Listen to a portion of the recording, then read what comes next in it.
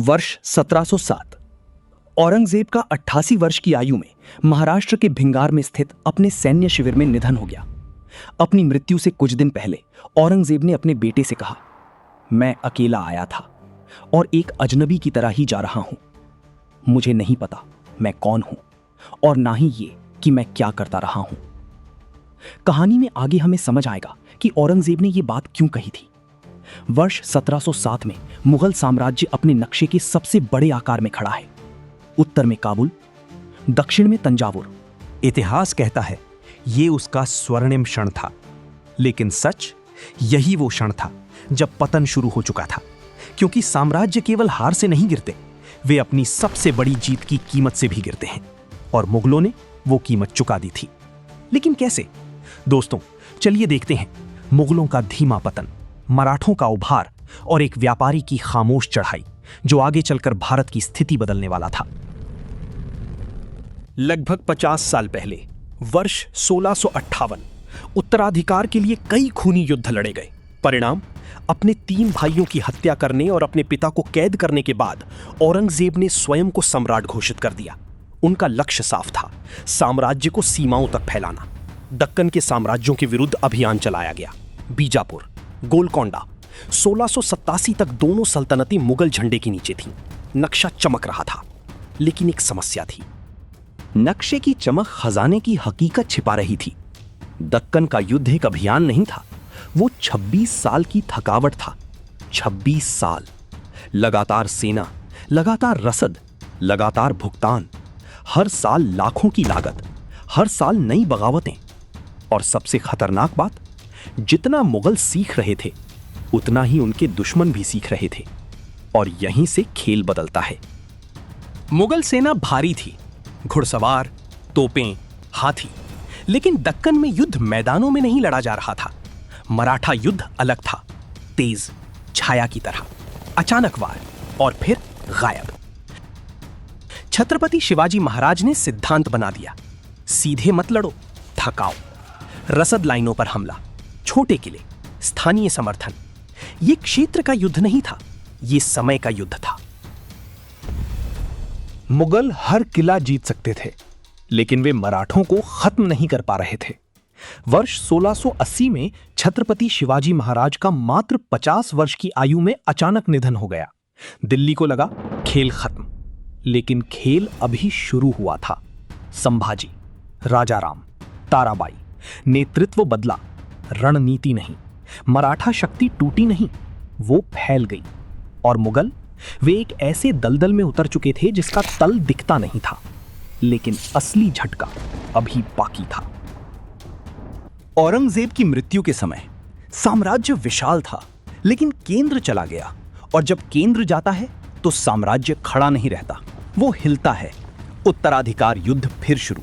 बहादुर शाह प्रथम, शासनकाल वर्ष 1707 से 12, जहांदार शाह वर्ष 1712 से 13, फर्रुखसियर वर्ष 1713 से 19, छोटे शासनकाल, दरबार की साजिशें।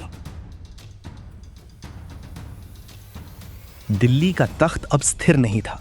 कई सूबेदार और दीवान खुद को नवाब घोषित कर रहे थे और आदेश नहीं, निर्णय लेने लगे। नाम मुगल का था, नियंत्रण स्थानीय हो चुका था, और इसी दरार से मराठा उत्तर की ओर बढ़ने लगे। लेकिन दिल्ली के लिए दौड़ में एक और खिलाड़ी था, और वो तलवार लेकर नहीं आया था। 1720 के बाद एक नया नाम उभरता है, पेशवा बाजीराव प्रथम। युवा, तेज, निर्णायक। मराठा अब रक्षात्मक नहीं थे, वे विस्तार कर रहे थे। मालवा, बुंदेलखंड, गुजरात। सवाल यह नहीं था कि मुगल गिरेंगे या नहीं, सवाल यह था दिल्ली पहले कौन पहुंचेगा। 1737 बाजीराव दिल्ली के बाहर तक पहुंच जाते हैं। यह हमला केवल सैन्य नहीं था, यह संदेश था। दिल्ली अब अजेय नहीं थी, सत्ता का केंद्र खिसक चुका था। लेकिन इतिहास खाली जगह पसंद नहीं करता, और कोई ये खाली जगह देख रहा था। 1740 के दशक तक भारत एक साम्राज्य नहीं था, वो शक्ति का जाल था। मराठा उत्तर में प्रभावी, निजाम दक्षिण में स्वतंत्र। बंगाल समृद्ध लेकिन स्वायत्त। अवध अलग नीति पर। हर क्षेत्र अपने लाभ के बारे में सोच रहा था। यह विघटन था और विघटन अवसर पैदा करता है, और कोई यह अवसर गिन रहा था। एक व्यापारी जो 100 से भी अधिक वर्षों से प्रतीक्षा कर रहा है। चलते हैं करीब 140 साल पीछे। 31 दिसंबर वर्ष 1600, लंदन, ग्रेट ब्रिटेन। महारानी एलिजाबेथ फर्स्ट एक दस्तावेज पर हस्ताक्षर करती हैं, एक शाही चार्टर, और उसी पल जन्म लेती है ईस्ट इंडिया कंपनी, एक व्यापारिक कंपनी, कम से कम ऊपर से। 1615 सर थॉमस रो जहांगीर के दरबार से व्यापार की अनुमति लेते हैं। इसका घोषित उद्देश्य मसाले, काली मिर्च, लौंग, जायफल, दालचीनी। यूरोप में इनकी कीमत सोने के बराबर।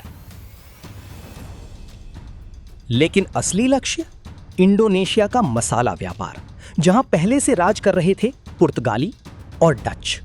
ब्रिटेन पीछे नहीं रहना चाहता था। यह व्यापार नहीं, वैश्विक दौड़ थी। धीरे धीरे व्यापार का दायरा बढ़ता है। मसालों के साथ जुड़ते हैं नील, मुलायम भारतीय वस्त्र, रेशम, मलमल।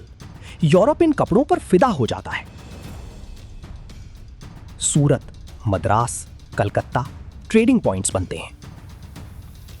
जल्द ही ईस्ट इंडिया कंपनी को भारत में कुछ ऐसा मिला जिससे उन्हें दुनिया भर में विस्तार करने में मदद मिलेगी।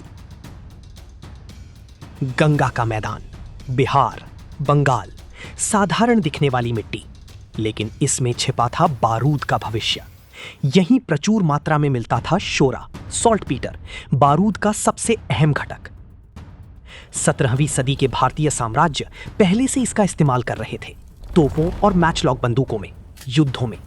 लेकिन उन्होंने इस संसाधन पर नियंत्रण करने के बारे में नहीं सोचा।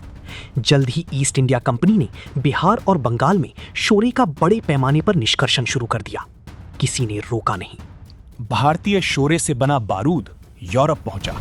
ब्रिटेन ने उसे अपने युद्धों में इस्तेमाल किया, और इधर भारत में ईस्ट इंडिया कंपनी का खेल बदल रहा था।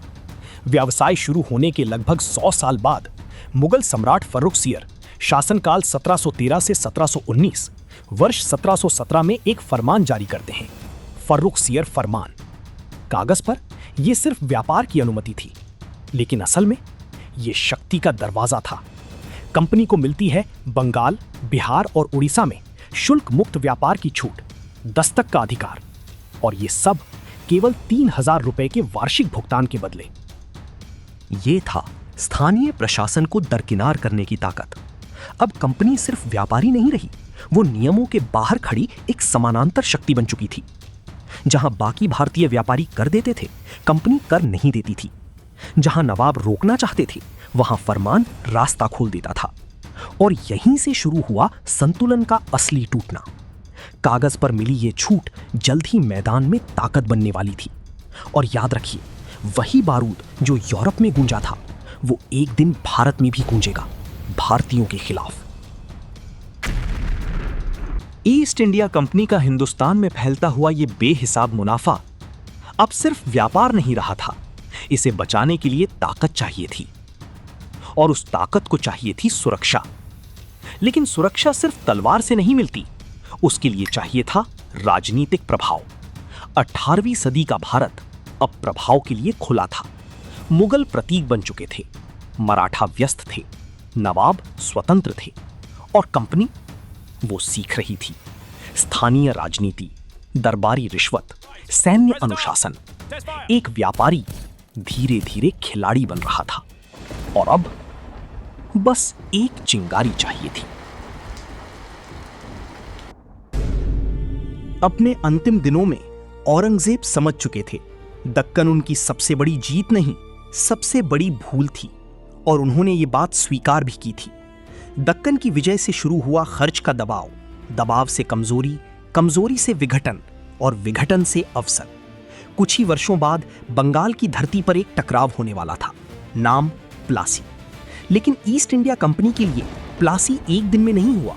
ये लगभग 150 साल की धीमी लेकिन निर्णायक प्रक्रिया का परिणाम था।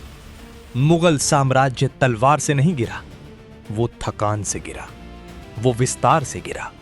दक्कन ने उन्हें भूमि दी, लेकिन छीन लिया समय, संतुलन, केंद्र। और जब केंद्र टूटता है, इतिहास दिशा बदल देता है। अगली कहानी एक युद्ध की नहीं होगी, वो होगी विश्वासघात की, साजिश की और एक ऐसी जीत की जिसने भारत की दिशा बदल दी। बस यहीं से एक व्यापारी शासक बनने की ओर बढ़ेगा। यदि आप इतिहास को सिर्फ घटनाओं की तरह नहीं बल्कि शक्ति के खेल की तरह समझना चाहते हैं, टाइम ट्रैक को सब्सक्राइब कीजिए, क्योंकि साम्राज्य टूट चुका है, अब कब्जे का खेल शुरू होगा।